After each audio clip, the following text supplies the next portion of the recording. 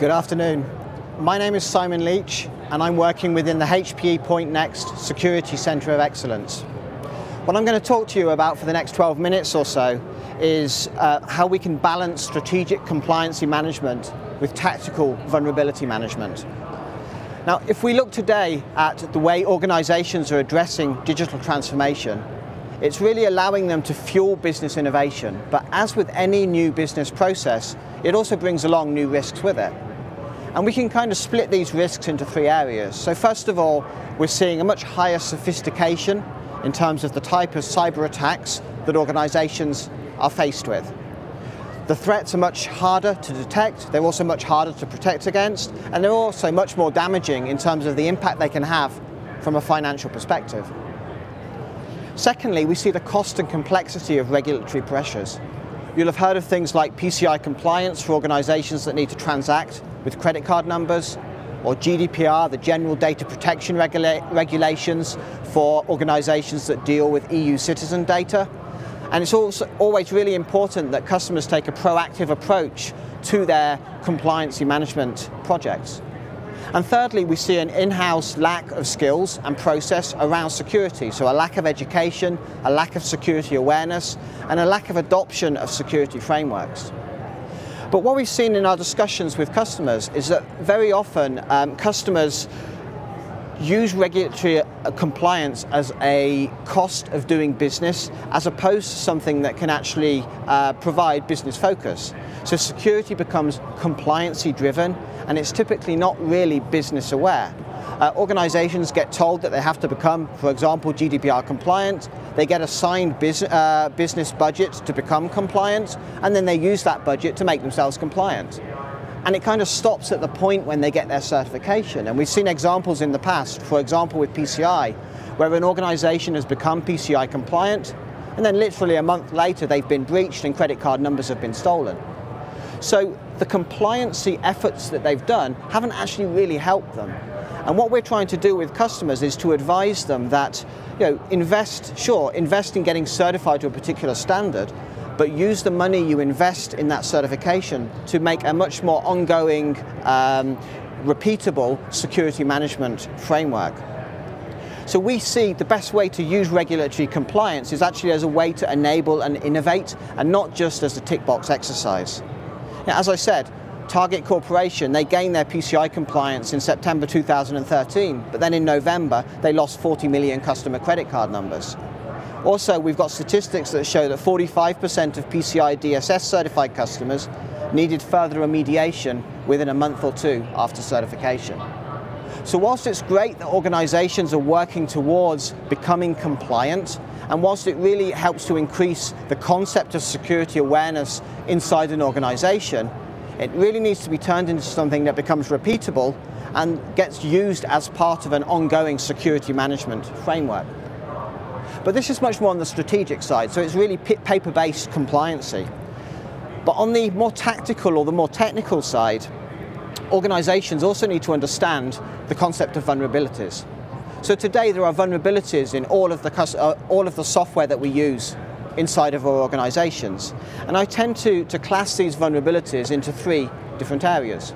So the first one is the vulnerabilities or the weaknesses that you have inherited. So these are the vulnerabilities that will come to you as part of the off-the-shelf customer software that you buy and implement. So for example, Windows. We all know Windows have their Patch Tuesday every first Tuesday of the month, where they release a bunch of patches that you need to install on your servers to make sure they're vulnerability free. And these are the weaknesses that have been inherited, and it's easier to approach these because you can work with your vendor to get the security patches, you can implement those patches as part of a vulnerability management program. But secondly, we've got the weaknesses or the vulnerabilities that we create ourselves. So one of the plus points of digital transformation is that a lot of customers move towards in-house software development. Because by doing in-house software development, it allows them to create custom business software that gives them competitive advantage over other people trying to win the same customers. But the challenge with developing software in-house is that software is written by people, people make mistakes. and some of those mistakes will introduce security vulnerabilities into your software. There was some research that was done a couple of years ago by Carnegie Mellon University in the US, and they came to the conclusion that on average a coder is making about 40 errors for every 1,000 lines of code that they're writing. Now 40 out of 1,000 doesn't sound too bad, and of course these will not all be security related errors. Some of them may be just using the wrong color palette or making a spelling error or whatever, but some of them will certainly have a security implication. And when we look at the average enterprise application containing around about 500,000 lines of codes, it's pretty obvious that there will be vulnerabilities and security problems in all of the software that we release to our production environments.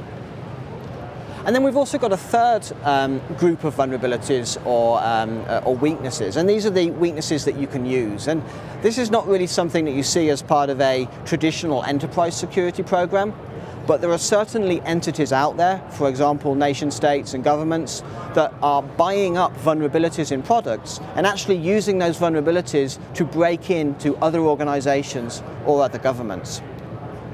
So it's important that you can look at all of these approaches to vulnerabilities and start to make your security intelligence work for you. So get a good understanding of where you have risk in your organization and have a good understanding of the remediation processes that you can take to fix those problems before they become too much of an issue for you. So what we've done from a Point Next perspective is we've created a dual approach to dealing with risk and vulnerabilities. So on the left-hand side of the slide, we talk about strategic security. So this is typically a management-led approach where the security team are seen as allies to other departments. It allows you to understand your data assets and then map those data assets to business risk. And typically this will follow a recognized security framework. So we see customers adopting, for example, things like NIST 800-53 or ISO 27K1, 27K2.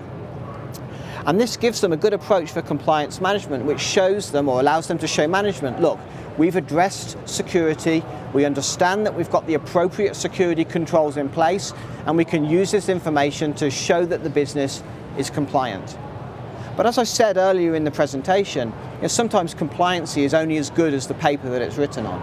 If you don't follow an ongoing security program, then what was compliant today could be non-compliant tomorrow and could cause a security incident for your organization. But we can help our customers to achieve this through a service that we call the Continuous Security Improvement Service. And this basically involves assigning a security advisor from HPE Point Next to a customer and then going and doing a gap analysis of where they are from a security maturity level today and what it's going to take them to move to the next level, i.e. compliance with whatever standard that they want. And we've seen customers adopting this approach and really getting a lot more value out of the security controls and the security programs that they've put into place. But this is strategic. On the other side, we've got the tactical approach to security, which is much more of a technical-led approach and requires a much closer cooperation between the security teams and the development teams. It's very often project-based. It may be part of your software development lifecycle. It may be conducted periodically or continuous on production workloads. And it will typically take a team-based approach where you've got the concept of blue teaming, red teaming, and purple teaming. Basic definitions of those: blue teaming being the guys that are the good guys trying to protect the assets, red teaming being the bad guys or the guys that are trying to break in terms of penetration testing, and purple teaming kind of being a go-between between the two entities. And we've taken an approach to deal with this by working with two of the HPE Pathfinder organizations. Now, Pathfinder is the venture capital arm of HPE, and they invest in small startups. And some of these startups are startups in the cybersecurity space. One is a company called Synac, which provides crowd-based penetration testing, and the other is an organization called SafeBreach, which offers a breach and attack simulation approach. Now, briefly, what both of these organizations offer: Synac is, as I said, crowdsourced penetration testing. So they have a team of 700 plus researchers across the world, And every time they get a job from a customer, they will open up this job to a selected group of maybe 50 to 60 researchers who will then all try to break in to the application that is being tested and try to identify the vulnerabilities in a short possible period of time. And this offers a very good return on investment compared to a traditional pen test, which is typically involving 5 or 6 local guys who come on site and do the pen test, versus 50 or 60 specialized selected guys that can do the penetration testing remotely for you. SafeBreach, on the other hand, so Synack is providing you with this pen testing approach for your custom developed applications. SafeBreach provides you with a continuous breach simulation capability that you can use to assess your production systems, whether they're based around Linux or Windows or commercially based applications. And what they do is they install simulators on a number of endpoints, and then they launch breach attack scripts against those simulators from within the SafeBreach Hackers Playbook. And there's over 3,500 different simulations that they can launch. So just to finalize, hopefully this has been an interesting session and useful information about balancing your strategic approach to compliance management with your tactical approach to vulnerabilities. If you'd like any further detail about this, please feel free to reach out to HP Point Next, and we can help you through some of our transformation workshop services, some of our implementation services, as well as some of our operational security services. So with that, I'd like to thank you for listening, and please have a good day.